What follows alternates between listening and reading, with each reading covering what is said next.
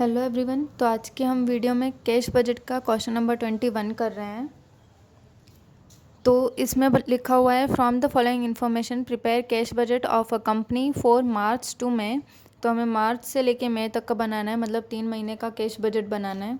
तो पहले हम वो ड्रॉ कर लेते हैं।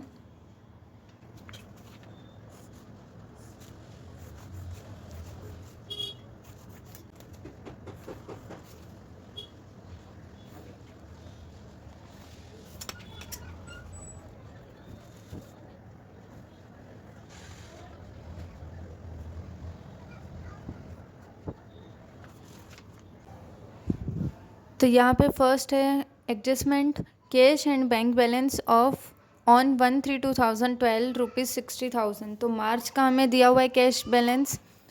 तो यहाँ पे हम लिख देंगे बैलेंस ब्रोट डाउन, जो कि हम सबसे पहले लिखते ही हैं ये वाला मार्च का। मार्च में लिखेंगे 60,000। उसके बाद है rate of gross profit on cost 50%। यहाँ पे ग्रॉस प्रॉफिट दे रखा है कॉस्ट का 50% है।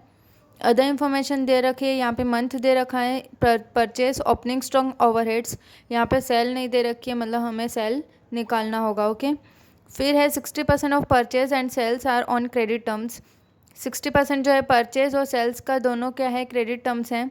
मतलब जो भी परचेज और सेल होगा वो 60% क्रेडिट है और जो 40% है वो कैश है। Okay. The rate of cash discount both for the cash purchase and cash cell is 5%। तो अगर हमने कैश पे परचेस किया या सेल किया है तो 5% डिस्काउंट हमें मिलेगा या देना होगा। ठीक है। तो जो भी हम 40% करेंगे, जैसे परचेस का 40% कर रहे हैं तो उसके बाद जो अमाउंट आएगी उसका माइनस करना है 5%। उसके बाद a new machine is to be bought for 2,40,000 in April 2012। The payment of the which is to made 50% against delivery and the remaining amount in the subsequent month. तो जो हमने न्यू मशीन परचेस की है 2,40,000 अप्रैल में, उसका हमने payment जो है 50% अगेंस्ट डिलीवरी के दिन ही कर दिया है, और जो रिमेनिंग अमाउंट है सब्सिक्वेंट मंथ में, नेक्स्ट मंथ में हम करेंगे। Another machine costing 1 lakh is to be purchased by installment in April 2012. 20% amount is to be paid at the end time of agreement, and the rest amount is to be paid by 4 equal monthly installment with 12% interest per annum. तो another हमने one machine हमारी purchase की है, उसकी costing है 1 lakh rupees. ठीक है।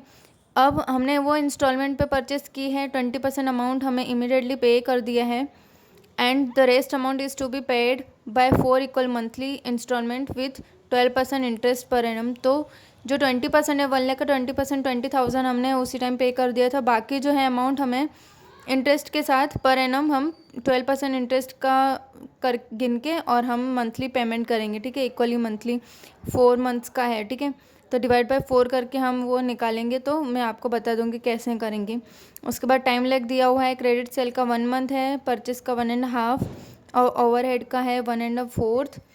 Monthly depreciation on fixed assets 10,000 is included in the overhead. और डेप्रिसिएशन जो है फिक्स्ड असेट का 10,000 वो हमारा ओवरहेड में इंक्लूड हो चुका है। तो ओवरहेड का जब भी कैलकुलेशन करेंगे तो 10,000 माइनस करना पड़ेगा सभी मंथ में से। ओके। तो हम कैलकुलेट करते हैं, अभी स्टार्ट करते हैं। तो यहाँ पे हम लिख देंगे रिसीट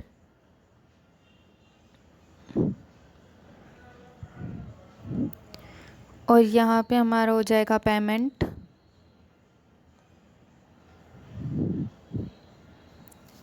अब रिसिप्ट में कैश सेल कैश क्रेडिट है,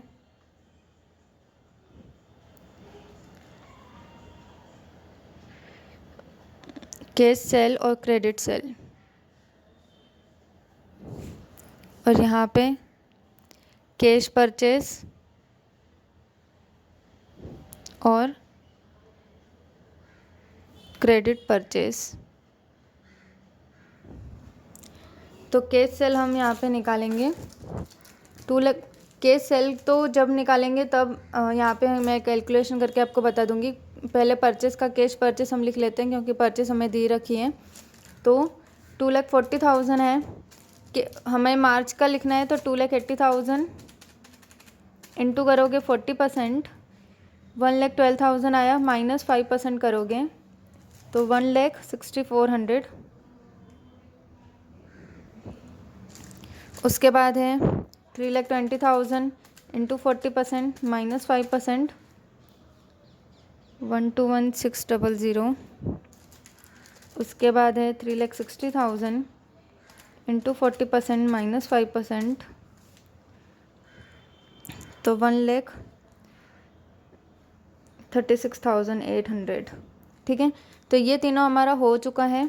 कैश का मैं आपको यहाँ पे लिख देती हूँ कि कैसे कैलकुलेशन किया। एक वाला 2,80,000 है, इंटू 40% करना है और माइनस का 5%। ठीक है, तो आपका ये आ जाएगा। अब जो है क्रेडिट वाला कैसे करोगे, तो यहाँ पे हम देख लेते हैं क्रेडिट का। क्रेडिट परचेस, तो सबसे पहले सारे मंथ्स लिखने पड़ेंगे। फरवरी, मार्च, अप्रैल, मई, जून। ओके, तो 2,40,000 का 60% करो,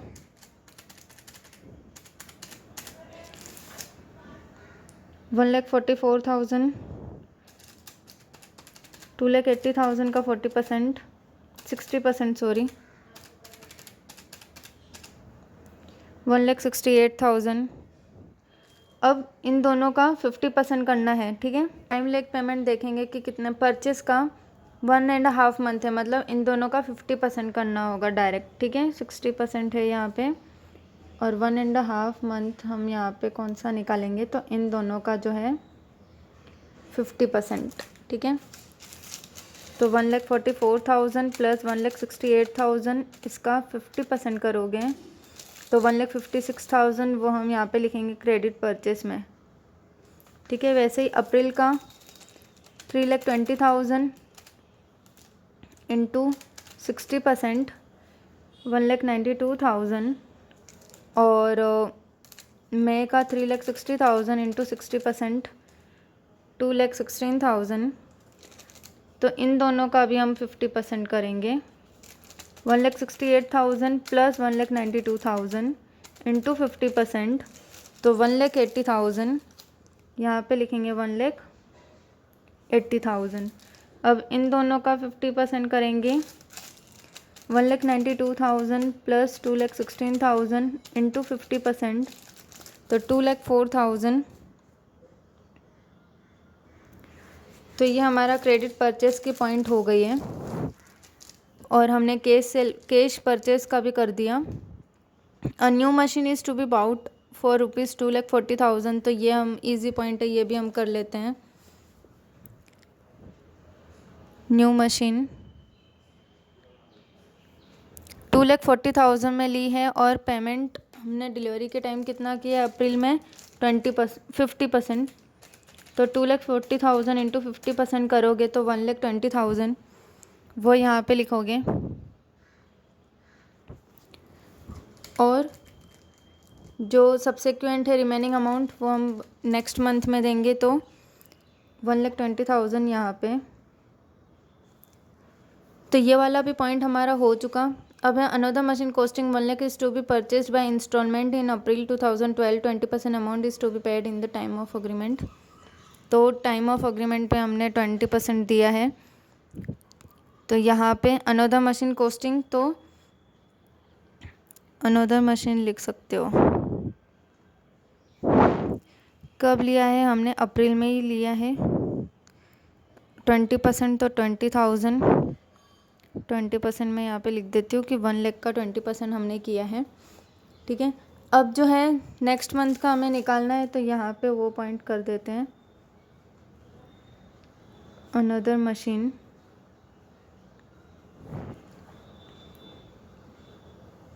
1 लाख का 20%,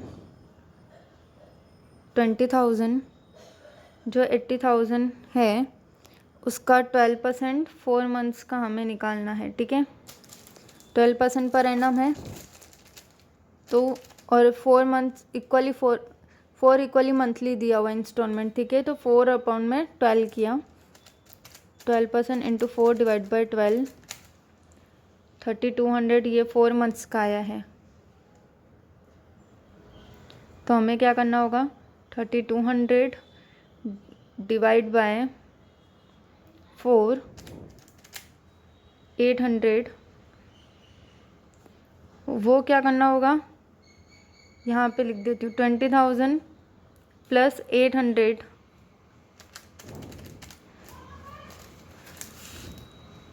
तो 20,800 उसको पेमेंट करना होगा, ठीक है, नेक्स्ट मंथ में।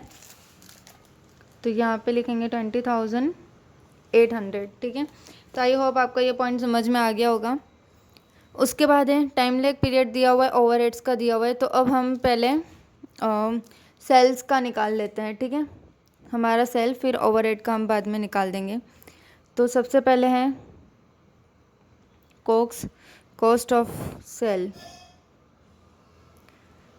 Cost of sale equals to क्या होता है, opening stock plus purchase minus closing stock, ठीक है। तो हमारी कॉस्ट ऑफ सेल निकल जाएगी। तो सबसे पहले यहाँ पे मंथ्स लिख लेते हैं, फरवरी, मार्च, अप्रैल, मई, जून। अब ओपनिंग स्टॉक हमारा हमारे क्वेश्चन में दिया हुआ है 20,000 प्लस परचेस हमें दिया हुआ है 2,40,000 माइनस क्लोजिंग स्टॉक आप सोचो कि दिया नहीं हुआ है, तो हमारा क्या होगा, जो नेक्स्ट मंथ का है ओपनिंग स्टॉक वही जो हमारा मंथ है उसका क्लोजिंग स्टॉक होगा। जैसे फरवरी का ओपनिंग स्टॉक 20,000 है, मार्च का ओपनिंग स्टॉक 30 है, तो फरवरी का जो क्लोजिंग स्टॉक होगा वो मार्च का ओपनिंग होगा, ठीक है। तो फरवरी का क्लोजिंग, मार्च का ओपनिंग। तो यहाँ पे क्लोजिंग में मैं कितना लिखूँगी, 30,000, ठीक है। वैसे ही ओपनिंग स्टॉक यहाँ पे 30 प्लस परचेस 2,80,000 माइनस क्लोजिंग, तो ये 50,000। फिर से यहाँ पे 50,000 प्लस 3,20,000 माइनस 60,000। फिर से यहाँ पे 60 प्लस 60,000, 3,60,000 है,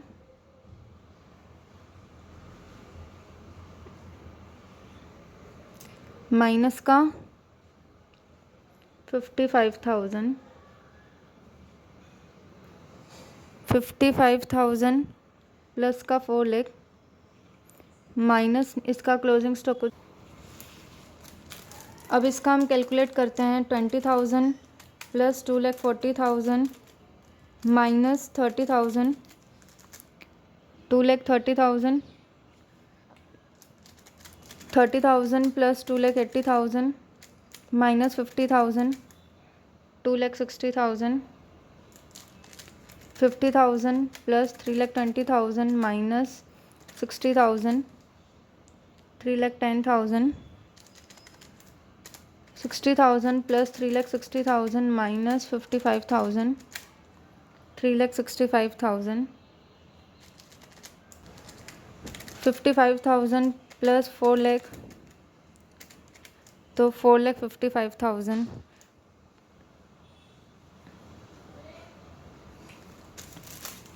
अब जो हमारा नेक्स्ट स्टेप है, ये जो हमें प्रॉफिट दिया हुआ है वो हमें प्लस करना है, तभी हमारी सेल निकलेगी, ठीक है, सेल प्राइस। तो कॉस्ट हम यहाँ पे लिख देंगे सारे मंथ्स के,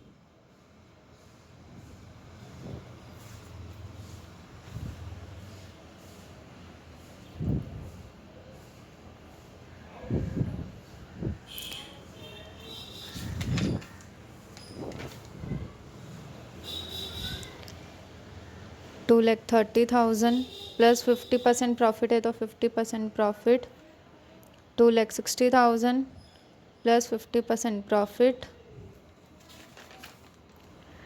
3,10,000, 3,65,000, 3,10,000, 3,65,000 और 4,55,000। अब सबका 50% यहाँ पे 2,30,000 प्लस 50% करेंगे, 3,45,000 2,60,000 प्लस 50%, 3,90,000, 3,10,000 प्लस 50%, 4,65,000, 3,65,000 प्लस 50%, 5,47,500। और इसका तो करेंगे पर इसका कुछ काम का है नहीं, ठीक है। तो अब हमें हमारी सेल मिल चुकी है, अब हमें इसका कैश और क्रेडिट निकालना है, ठीक है। तो कैश करोगे 40%, तो हमें मार्च अप्रैल और मई का निकालना है। तो कैश में तो 3,90,000 इंटू 40% था, 40% करेंगे 1,56,000 और 40% करना है, और माइनस का 5% जो कैश डिस्काउंट है वो भी करना है, ठीक है। तो माइनस का 5% करोगे तो 1,48,200, ये हमारी मार्च की सेल हो जाएगी। उसके बाद है 4,65,000 इंटू 40% माइनस का 5%, 1,76,700। उसके बाद है 54,7,500 इंटू 40% माइनस का 5%,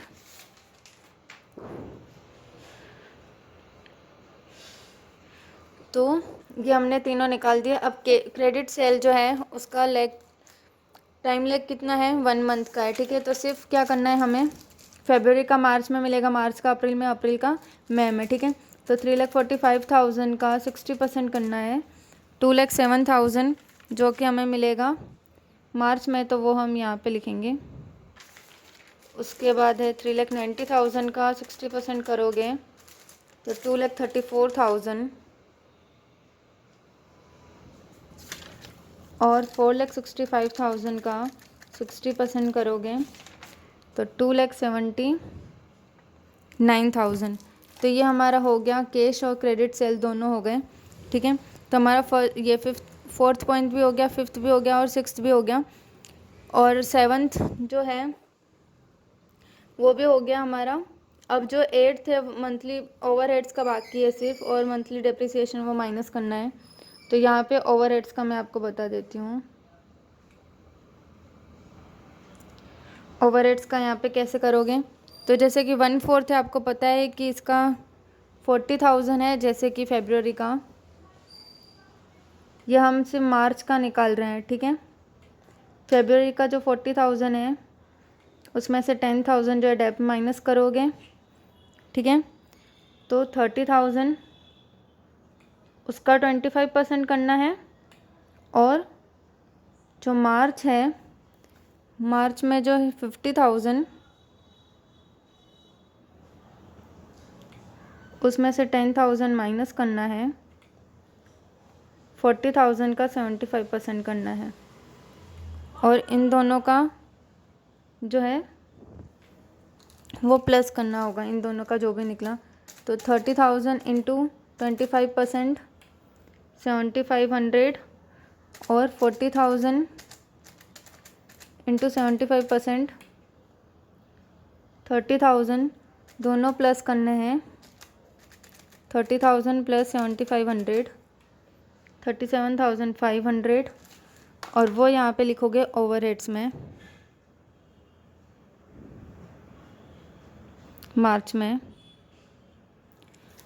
तो वैसे अप्रैल का निकालोगे, मार्च का 25% और अप्रैल का 75%। तो मार्च का है 50,000 है तो 40,000 लेंगे, तो 40,000 का 25% करोगे तो 10,000 आएगा, और अप्रैल का 60,000 है, माइनस करोगे 10,000 तो 50,000 इंटू 75% करोगे तो 37,500, प्लस 10,000 करोगे तो 47,500 ये आ जाएगा।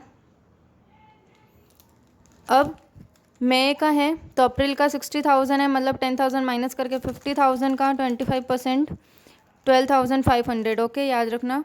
उसके बाद है 70,000 है, मतलब 60,000 का 75% 45,000 प्लस 12,500 तो 57,500। तो हमारा ये ओवरहेड का भी हो चुका है, अभी हमें सिर्फ प्लस करना है तो पहले यहाँ पे टोटल पेमेंट प्लस कर लेंगे। टोटल रिसिप्ट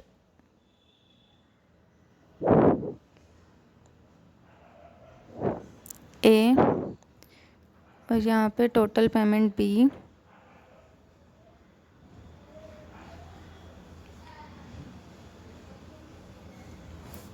यहाँ पे ए प्लस बी।